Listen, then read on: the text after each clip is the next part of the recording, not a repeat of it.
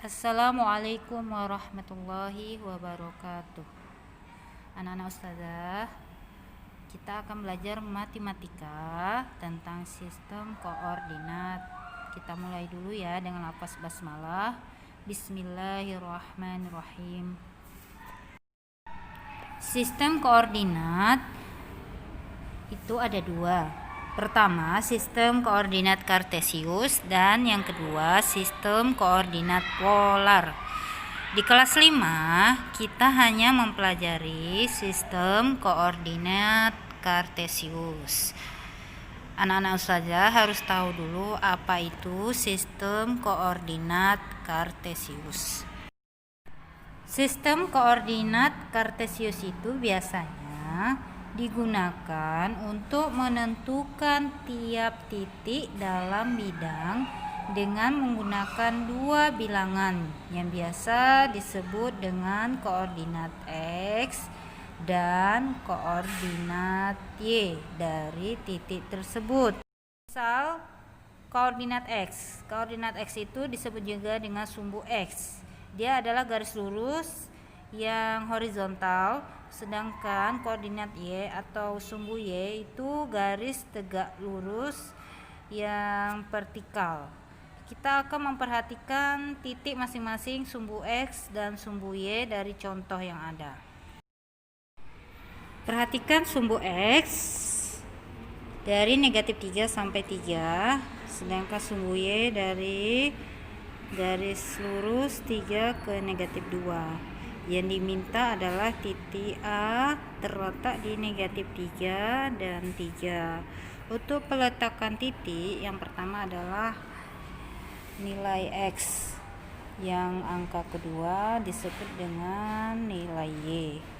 Berarti negatif 3 merupakan nilai X. Berarti yang kita lihat nilai X yang negatif 3 terletak di sebelah kiri. Sedangkan untuk nilai Y, nilai 3 yang positif berada di atas. Berarti kita harus hubungkan antara titik negatif 3 dengan titik 3 pada Y, sehingga diperoleh titik A negatif 3,3. Untuk contoh yang lain, untuk contoh ini bisa perhatikan titiknya ada 4 ya, ada titik A, B, C, dan D. Kita tentuin dulu titik A. Untuk menentukan titik A, kita lihat dulu yang sumbu X-nya. Sumbu X, titik A terletak di negatif 4. Kemudian pada sumbu Y, titik A berada pada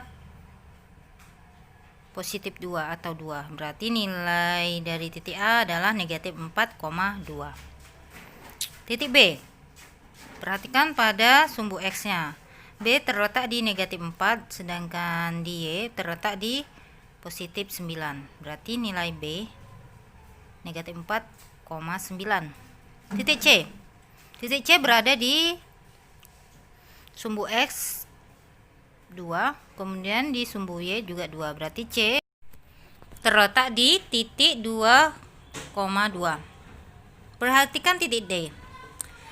D jika dilihat dari posisi sumbu X ke bawah berada di titik 3. Ke sumbu Y berada di titik 9. Berarti titik D berada di 3,9. Berarti anak-anak ustazah sudah paham untuk menentukan titik dari setiap A, B, C, dan D.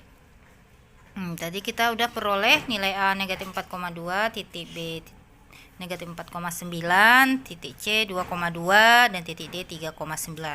Untuk penugasan juga kita akan menentukan titik ya pada setiap A, B, C, D, nanti dikerjakan di buku latihan. Latihan abang dan kakak menggambarkan titik A negatif 2,0, titik B 0, negatif 4, C 2,0, dan D 0,1. Itu aja pembelajaran hari ini. Jika ada yang kurang mengerti dari penjelasan ustazah, bisa ditanyakan ke ustazah. Ustazah hari ini dengan lafaz hamdalah. Alhamdulillahirabbil alamin. Wassalamualaikum warahmatullahi wabarakatuh.